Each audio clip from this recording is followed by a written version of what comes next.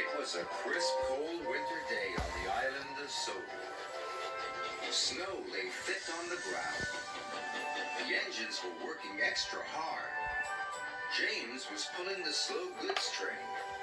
He had stopped at a signal. Percy pulled up alongside carrying the mail.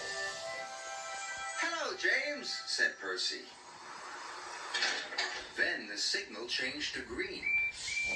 "Goodbye, James," whistled Percy, and he was off in a flash. "I was here first," grumbled James. "Why do I have to wait?" "The mail train is more important than slow goods," said his driver. Later, James stopped for water. Thomas was already in front of him. "I have to go first," said Thomas excitedly. "I am a guaranteed connection."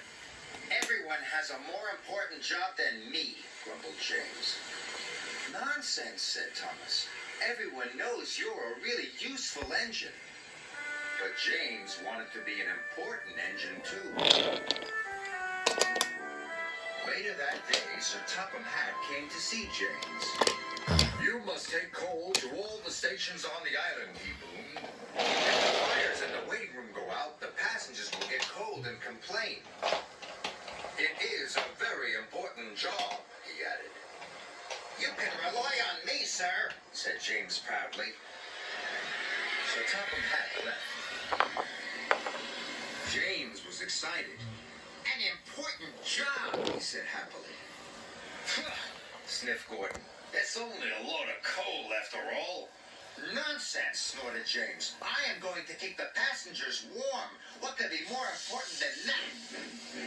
And he reached over to the water tower.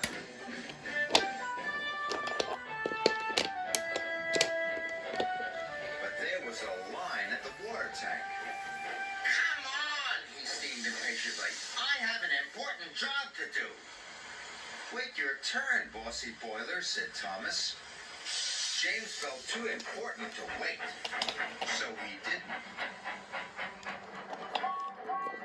James rushed to the coaling station. He met Edward waiting at a junction. Edward was looking bothered. He had too many jobs and he was feeling puffed out. "Can you take these slate cars to the quarry?" Edward asked. "Sorry, Edward, but I can't," puffed James. "I've got the most important job on the island." And he shoved grandly away.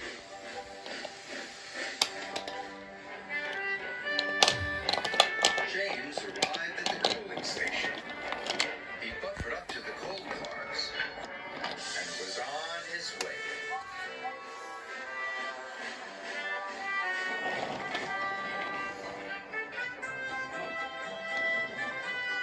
James was looking forward to delivering his coal. "Now I'm useful and important," he chuffed happily. Then there was trouble. James puffed harder and harder. He went faster and faster. And then he began to feel hotter and hotter. "I don't feel well," wailed James. And he had to stop. "Your water tanks have run dry," his driver told him. "We'll have to wait for help." Just then, Edward pulled up beside James. "Please push me to the water tank," pleaded James. "I'm sorry," Edward puffed sadly. "You wouldn't take my freight cars to the quarry, and now I'm running late with my passenger train." And Edward steamed away.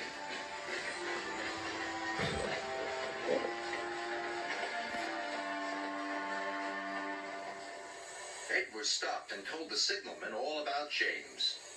The signalman telephoned for help, and soon Salty was on his way. He pulled up alongside James. "Why didn't you fill up with water this morning, matey?" James told him about the line at the water tank.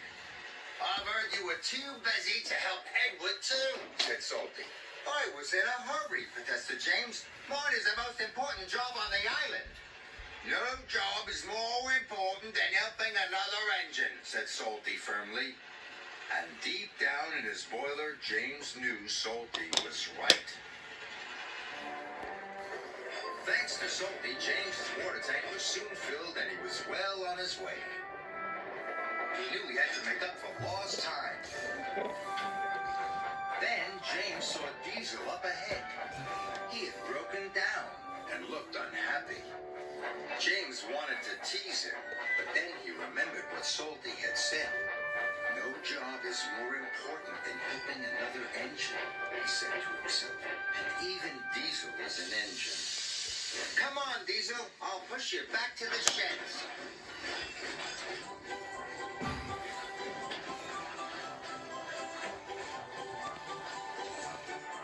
Pushing Diesel and pulling freight cars was hard work. At last, James got Diesel to the repair yard, but he still had to deliver his coal.